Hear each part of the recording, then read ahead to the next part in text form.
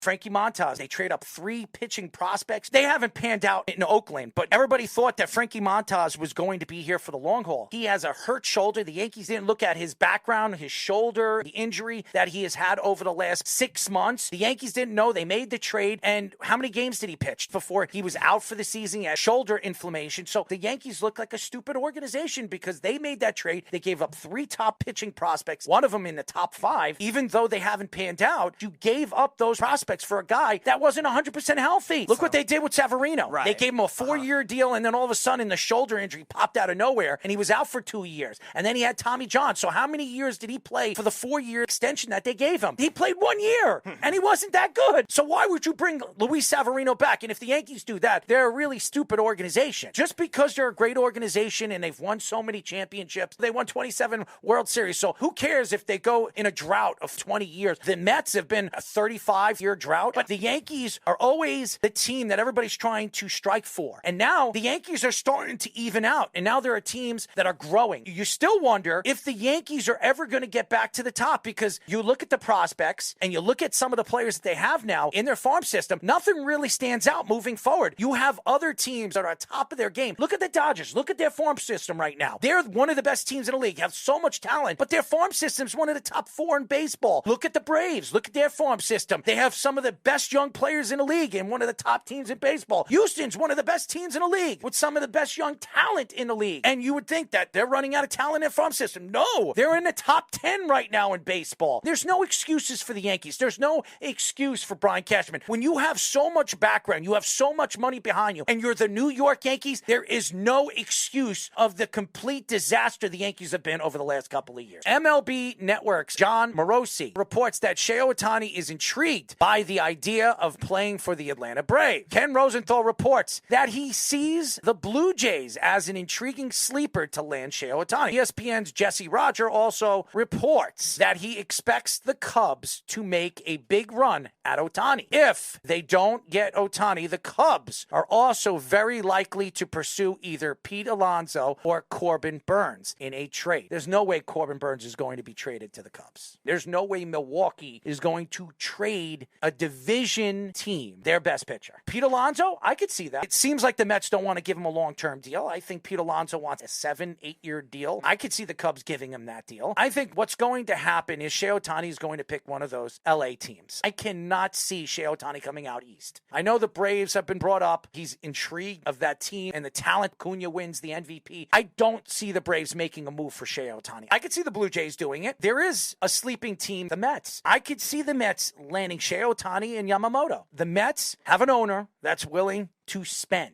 Now, are the Mets going to bring in a pitcher who's not going to pitch this year, who's only going to be a bat in the lineup? You're going to have to pay him $500 million and then make a move, because Yamamoto already said he wants to play with another Japanese superstar. You already have Senga there, and I think that will draw Ohtani to play with Senga, and then bring Yamamoto. You have 3 Japanese players that is going to take $800 million of your cap. And I do think if Steve Cohen can land Yamamoto and Shohei Ohtani, that gives you a huge opportunity to win your division and then possibly win a World Series in the next couple of years. Shohei Ohtani not pitching this year, too, I think kind of knocks out the Braves. They're not the team that's going to make that big leap to spend as much as you would see the Dodgers or even the Cubs, not needing the offense as much. That kind of eliminates the Braves. I could see the Blue Jays, too, because the Blue Jays do like to spend a lot of money, and they had a lot of hitters that didn't work out for them in certain years. They let go of Matt Chapman this offseason, traded for Dalton Varsho this year from Arizona, who had a bad year. Even Vlad Barrero this year. The Cubs are interesting because they're that team. They're going to make the big splashes this year. Now, in what combination will they do it is another question, because they also need more pitching